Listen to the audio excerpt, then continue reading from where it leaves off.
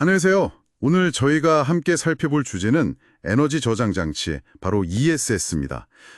여러분께서 보내주신 관련 자료들 정말 잘 봤고요. 이걸 토대로 ESS가 정확히 뭐고 또 왜 중요해지는지 한번 깊이 파헤쳐 보겠습니다. 네, 반갑습니다. 특히 요즘 신재생 에너지 얘기 많이 하잖아요.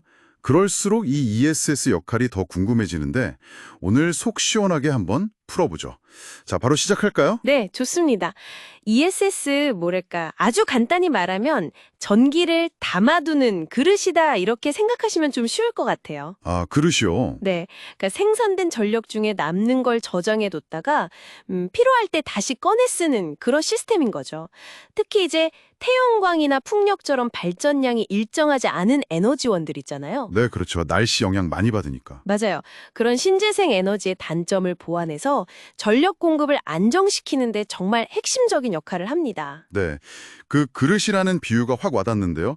그럼 이 ESS라는 시스템이 구체적으로 어떻게 구성되어 있는지 좀 더 자세히 들여다볼까요?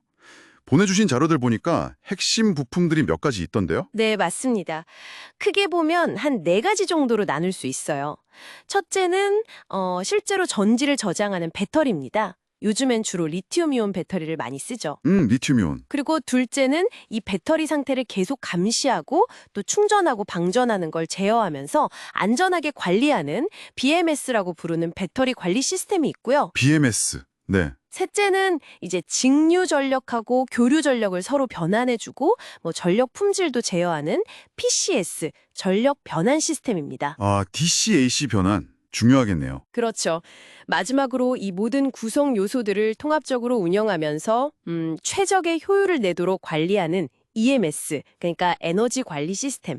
이렇게 4가지가 핵심입니다. 이야, 정말 각자 역할이 명확한 게 무슨 오케스트라 지휘 시스템 같네요. 그 자료 중에 리튬이온 배터리가 지금 주로 쓰이는 이유로 에너지 밀도가 높다는 점을 꼽던데 네, 맞아요. 혹시 잔료에서 언급된 다른 차세대 배터리 기술, 예를 들면 레독스 흐름전지 같은 것들의 가능성은 어떻게 보시나요? 그거 좋은 질문인데요. 물론 지금은 리튬이온이 여러 면에서 성능이 가장 균형 잡혀 있긴 합니다. 근데 자료들에서도 지적하듯이 아주 오랫동안 저장해야 하거나 특정 환경에서는 레독스 흐름전지나 아니면 전고체 배터리 같은 차세대 기술들이 지금 활발하게 연구 개발되고 있고 잠재력도 아주 크다고 보고 있습니다. 그렇군요. 그리고 저장 방식도 단순히 배터리만 있는 건 아니고요. 화학적 저장 외에도 그 물을 높은 곳으로 퍼올려서 위치 에너지로 저장하는 양수발전 같은 물리적 저장 방식도 있고요. 아, 양수 발전도 ESS의 한 종류군요. 네, 넓게 보면 그렇죠. 또 공기를 압축해서 저장하거나 아니면 슈퍼커패시터 같은 걸 이용하는 전자기적 저장 방식도 연구되고 있습니다. 와, 기술 방식이 정말 다채롭네요. 그럼 이 ESS가 실제로 우리 에너지 시스템에서 어떤 중요한 역할들을 하고 있나요? 여기가 사실 제일 궁금한 부분일 것 같아요.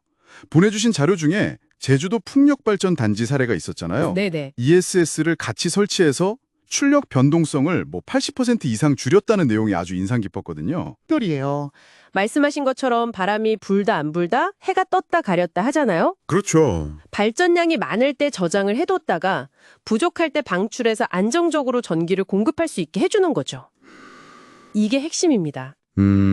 또 전교금이 싼 심야 시간에 전기를 충전해뒀다가 비싼 낮 시간대에 사용하거나 아니면 전력망에 다시 판매해서 경제성을 확보하는 그런 역할도 하고요. 아, 피크 관리. 네, 전력 피크 관리죠. 그리고 갑자기 정전됐을 때, 그럴 때는 비상전원으로도 아주 유용하게 쓰입니다. 더 나아가서는 전력망의 주파수나 전압을 일정하게 유지시켜서 전력 품질을 개선하는 데도 기여를 하고요. 이야, 정말 단순한 저장고가 아니라 거의 전력망의 맥가에버 칼 같은 존재네요. 네, 그렇게 볼 수도 있겠네요. 근데 다른 자료에서는 또 ESS 화재 안전성 문제나 초기에 설치 비용이 좀 비싸서 회수 기간이 길다는 그런 우려도 계속 나오던데요. 이 부분이 좀 어떤가요? 관리가 되고 있나요? 네. 그 부분도 중요한 지적입니다. 실제로 초기에 ESS 시작이 막 커질 때는 안전 문제가 좀 부각되기도 했었죠. 네, 뉴스에도 나오고 그랬죠. 맞아요. 하지만 그 이후로 자료들에서도 언급된 것처럼 안전 기준이 훨씬 강화됐습니다. BMS 기능도 고도화되고 또 소화 시스템 같은 다중 안전장치 설치가 이제 의무화되면서 안정성이 정말 크게 향상됐어요. 아, 다행이네요. 비용 문제도 기술이 계속 발전하고 생산 규모가 커지면서 점차 나아지고 있는 추세고요. 또 정부에서도 공공기관 같은 데는 설치를 의무화하거나 여러 인센티브를 주면서 초기 투자 부담을 덜어주려고 노력하고 있습니다. 양수 발전 같은 다른 방식에 비하면 설치 장소 제약이 적고 반응 속도가 빠르다는 장점도 확실하고요. 네, 들어보니까 안전 문제나 경제성 문제도 기술이랑 정책으로 계속 개선해 나가고 있다는 말씀이시네요. 자, 그럼 오늘 나눈 이야기들을 한번 정리해 볼까요? 에너지 저장 장치, ESS는 배터리, BMS, PCS, EMS 같은 요소들로 구성돼서 남는 전기를 저장했다가 필요할 때 공급하는 시스템이다. 네. 특히 여러분이 보내주신 자료들에서 계속 강조됐듯이 변동성이 큰 신재생 에너지의 활용도를 높이고 전력망 전체의 안정성과 효율을 개선하는 데 아주 필수적인 기술이라는 점을 저희가 확인할 수 있었습니다. 맞습니다. 앞으로 이제 탄소 중립 시대로 나아가려면 ESS의 중요성은 더욱더 커질 수밖에 없습니다. 스마트 그리드 구축의 핵심이기도 하고요. 아까 잠깐 얘기 나왔던 레독스 흐름 전지나 전고체 배터리 같은 차세대 기술 경쟁도 아주 치열해서요. 앞으로 더 효율적이고 더 안전한 ESS가 계속 나올 것으로 기대됩니다. 네. 특히 우리나라가 배터리 기술 강국이잖아요. 이 분야에서 아주 중요한 경쟁력을 가지고 있다고 생각합니다. 에너지의 생산과 소비 방식을 정말 근본적으로 바꾸는 그런 힘을 가진 기술인 것 같습니다. 여기서 한 걸음 더 나아가서요. 이런 생각을 해보면 어떨까 싶어요. 만약에 우리 동네 변전소나 큰 빌딩뿐만 아니라 여러분이 사시는 아파트 단지나 각 가정에 이런 소규모 ESS가 일반화된다면 어떨까요? 단순히 전기요금을 아끼는 걸 넘어서서 우리가 전기를 사용하는 시간대나 에너지 소비에 대한 의사결정 방식 자체에 어떤 근본적인 변화가 찾아올지 한번 상상해 보시는 것도 흥미로울 것 같습니다.